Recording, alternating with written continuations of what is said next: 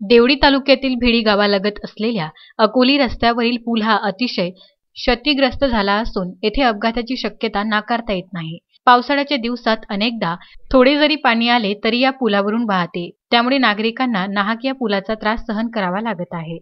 तसेच या पुलालगत मोठे भगदाड सुद्धा पडलेले आहे।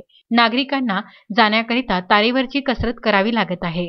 परिसरातील सामाजिक कार्यकर्ते राजू वटाणे यांनी या पुलाची लवकरात लवकर नवनिर्मिती करावी व नागरिकांना दिलासा देण्याची मागणी 24 सप्टेंबर रोजी केली आहे। या आधी सुद्धा या पुलाच्या निर्मितीसाठी अनेकदा आंदोलने करण्यात आली होती। खासदारांकडून या पुलाची पाहणी सुद्धा झालेली होती।